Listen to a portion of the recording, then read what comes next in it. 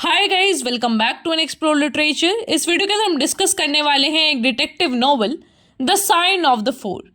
तो ये काफ़ी इंटरेस्टिंग नॉवल है जिसमें आपको समय समय पे बहुत ही ज़्यादा हिंट्स मिलेंगे and you have to solve a story like a detective. तो लास्ट तक आप जब इन्वॉल्व रहेंगे कहानी में तो आपको काफ़ी मज़ा आने वाला है, तो लास्ट तक देखिएगा ताकि आप किसी पॉइंट को मिस ना करें। And also you can watch an another video जो कि मैंने पहले अपलोड की थी इस टॉपिक के ऊपर। वहाँ पे आपको एक्स्ट्रा मटेरियल मिल जाएगा फॉर योर एग्जाम पर्सपेक्टिव। इस वीडियो में हम सिर्फ कैरेक्टर्स और समरी को ही डिस्कस करेंगे। सबसे पहले बात करें शेरलॉक होम्स की, तो शेरलॉक होम्स एक फिक्शनल डिटेक्टिव है जिसको क्रिएट किया है सर आर्थर कॉनन डॉयल ने। वो रहता है 221B baker street in London में। बड़ा ही आइकॉनिक एड्रेस है उसका जो कि इस करेक्टर से एसोसिएटेड है। होम्स एक कंसल्टिंग डिटेक्टिव है, बड़ा इनक्रेडिबल डिटेक्टिव है ये। इसकी इन्वेस्टिगेटिंग जो स्किल्स हैं वो भी काफ़ी अमेजिंग है। इसका एक क्लोज फ्रेंड और कंपेनियन है जिसका नाम है डॉक्टर वॉटसन। वो इसके सारी स्टोरीज में इसके साथ ही होता है और उसके थ्रू ही हमें इसकी जो डिटेक्टिव स्किल्स हैं उनका पता चलता है।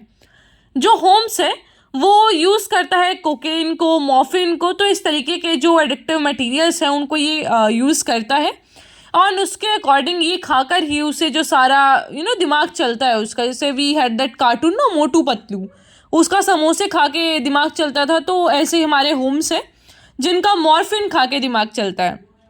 तो ये काफ़ी अकम्प्लिश्ड वायलिनिस्ट भी है एंड इस तरीके का कुछ इनका लाइफ स्टाइल है that he is a cocaine addict also.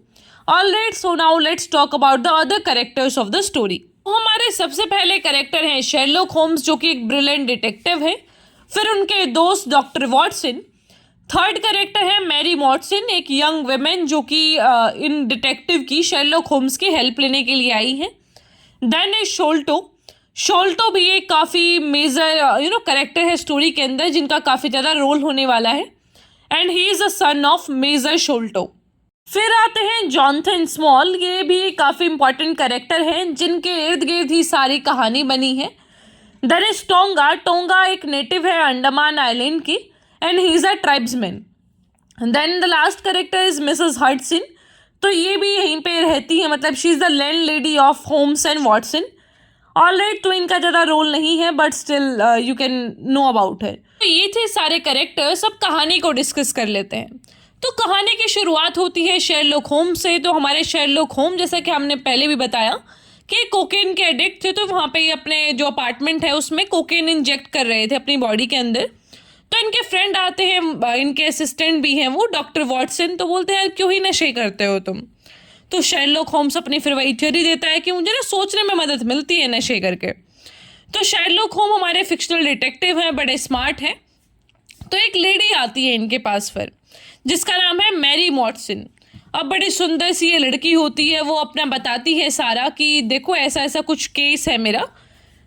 और फिर वो शेरलॉक होम्स है जो पूछता है कि भाई बताओ क्या क्या डिटेल्स हैं तुम्हारे केस की।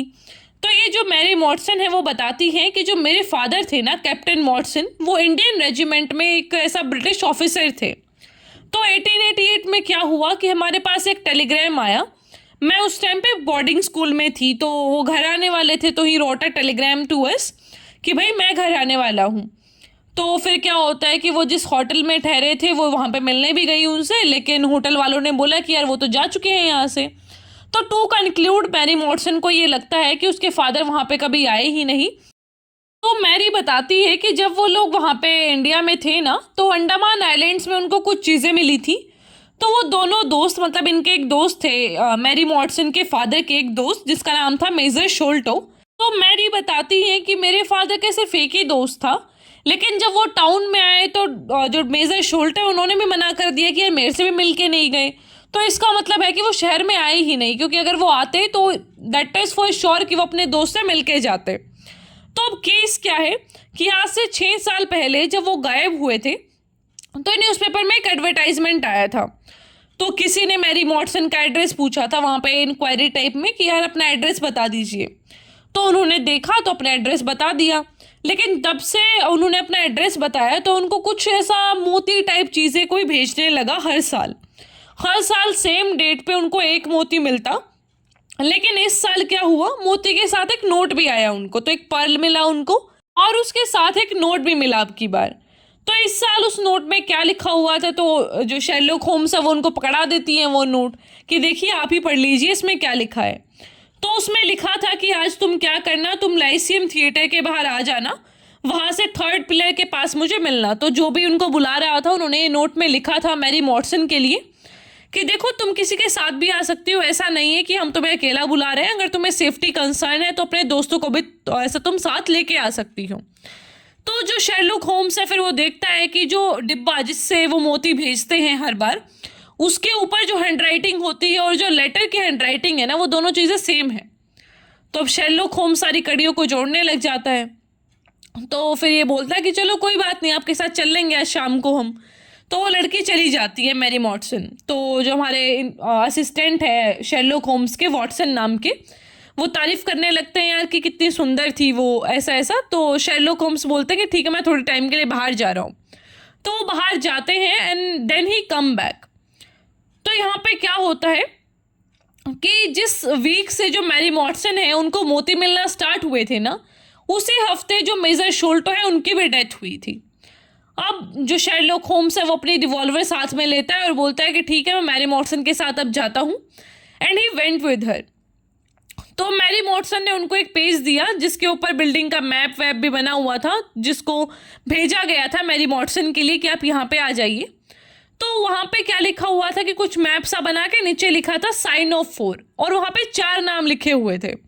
तो वो 4 नाम क्या क्या थे, सबसे पहला था जॉनथन स्मॉल, सेकेंड था Singh, and the third one was Abdullah Khan, and the last is दोस्त अकबर। तो ये 4 नाम लिखे थे वहाँ पर। अब जो शेरलॉक होम्स है वो उसे बोलता है कि यार ठीक है कोई नहीं, आगे काम आएगा, तुम इसे संभाल कर रखो।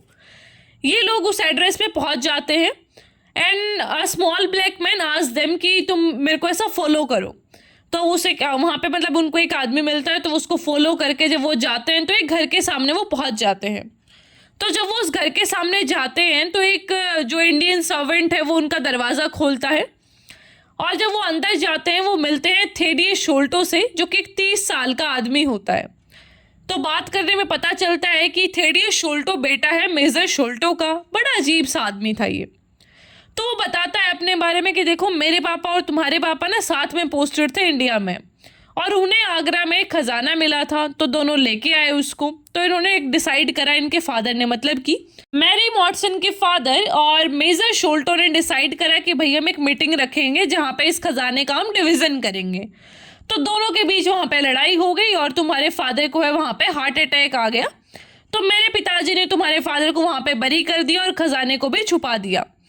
और उसके बाद से मेरे फादर की हेल्थ थी जो वो काफ़ी ज़्यादा ख़राब होने लगी। तो मेरे पापा की आखिरी इच्छा यही थी कि जब भी हमें वो ख़जाना मिलेगा तो हम उसे 3 पार्ट्स में बांटे। 2 तो ये इनके बेटे मेजर शोल्टो के, थेडियस शोल्टो और जो दूसरा भाई है इनका, और एक तुम्हारा भी हिस्सा निकाला जाए। तो इस तरीके से पूरी कहानी बता देता है कि ये लिंक था। और जैसे ही हमें ये सारी चीज़ें मिलती हैं, तो जैसे हमें तुम्हारा एड्रेस मिला तो हम तुम्हें वो भेजने भी लगे थे। तो ये बताते हैं कि इससे पहले वो हमें अच्छे तरीके से बता पाते सारी चीज़ें, तो मेरे फादर को ऐसा खिड़की पे एक परछाई दिखी छोटे से आदमी की। हमने पीछा भी किया उस आदमी का, और उस आदमी का एक पैर था लकड़ी का। हमने बड़ा सर्च किया लेकिन हमें वो खजाना नहीं मिला, ना ही वो आदमी मिला। लेकिन हमें एक पेपर मिला जिसके ऊपर लिखा था साइन ऑफ 4। और कल मुझे ये खबर मिली है, ये थेडियस शोल्टो बताता है मैरी मॉर्सन को, कि मेरा जो छोटा भाई है ना उसको खजाना मिल गया है और वो हमें ना हिस्सा ले देना चाहता अब। तो ये सारे डिसाइड करते हैं कि चलो भाई अब इसके छोटे भाई के घर चलते हैं। तो ये वहाँ पे जाते हैं तो गार्ड इनको एंट्री देने से मना कर देता है कि भाई तुम्हें एंट्री नहीं मिल सकती। अब जो हमारे ये हैं शेरलॉक होम्स, उनको वो गार्ड जानता था तो उनके थ्रू वो एंट्री ले लेते हैं। तो अब क्या होता है कि जो गार्ड है वो बताता है कि जो इसके घर ही आए थे कि भाई साहब तो पूरा दिन से आए नहीं है घर के बाहर। तो शेरलॉक होम को थोड़ा थोड़ा शक हो जाता है कि कुछ तो गड़बड़ है यहाँ पर। तो ये सारे वो सब की होल में से देखते हैं तो दे फाउंड कि सारा कमरा तहस नहस पड़ा था, और जो इनके छोटे भाई हैं थेडियस शोल्टो के, उनकी भी डेथ हो रखी थी, मतलब किसी ने उनका मर्डर कर दिया था। अब जो डेड बॉडी है वहाँ पर नोट भी लिखा था, उस पर भी लिखा था साइन ऑफ 4। तो शेरलॉक होम इनको बोलता है कि भाई तुम जाओ और FIR रजिस्टर कर दो। तो ये थेडियस शोल्टो जाके FIR रजिस्टर कर देता है। तभी शेरलॉक होम देखता है कि जो फ्लोर है ना, जो फर्श है, उसके ऊपर दो टाइप के निशान थे। एक तो था पैर का निशान, दूसरा था लकड़ी का। तो घर पर कोई आदमी भी नहीं था कि हाँ भाई किस तरीके से कोई घुसेगा, तो इन्होंने थोड़ा अंदाज़ा लगाया कि शायद कोई छत से आया हो। तो वहाँ पे वो गए तो उनको एक छोटे छोटे पैरों के निशान मिले। तो थेडियस शोल्टो बोलता है कि शायद ये किसी बच्चे ने मर्डर किया है। तो शेरलॉक होम्स बोलता है कि नहीं यार, बच्चा तो नहीं हो सकता, कोई बच्चा नहीं मार सकता इस तरीके से। तो अब जब ये FIR करके आए थे तो एक और डिटेक्टिव आ गया वहाँ पे, जिसका नाम था मिस्टर जॉन्स। तो ये सरकारी हमारा डिटेक्टिव है यहाँ पे। तो ये डिटेक्टिव है जो जॉन्स, ये बोलता है कि थेडियस शोल्टो ने ही मारा होगा अपने छोटे भाई को, ताकि ये सारा खजाना ले सके। तो शेरलॉक होम बोलता है कि नहीं यार, इसने नहीं मारा। लेकिन स्टिल शेरलॉक होम बोल देता है कि कोई बात नहीं, तुम्हें अरेस्ट कर रहा है तो इसको करने दो, तुम जल्दी ही इनोसेंट प्रूफ हो जाओगे। तो अब क्या होता है कि जो साइन ऑफ 4 है ना, उसमें से एक नाम था जॉनथन स्मॉल, उसका भी लकड़ी का पैर था। तो ये जो भाई जिसका मर्डर किया गया था ना, उसके ऊपर जब इन्होंने इन्वेस्टिगेट किया तो उसका एक जहरीले तीर के साथ मर्डर किया गया था। मतलब कि किसी ने उसके ऊपर तीर ऐसे करा था, टारगेट, जो कि जहरीला था। तो अब शेरलॉक होम्स एक डॉग की हेल्प लेता है, उसको कुछ सूंघाया जाता है कि भाई तुम ऐसा पूरा वो, ताकि सूंघ के बता सके कि कौन हो सकता है मर्डर। तो वो कुत्ता उनको ले जाता है एक रिवर बैंक में। तो यहाँ पे उनको पता चलता है कि हाँ, एक लकड़ी के पैर वाला आदमी आया था और उसने एक स्टीम बोट रेंट किया है।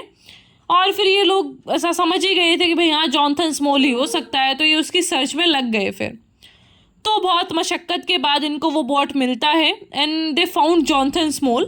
और एक और छोटा सा आदमी उनको मिला उनके साथ में, जिसका नाम था टोंगा।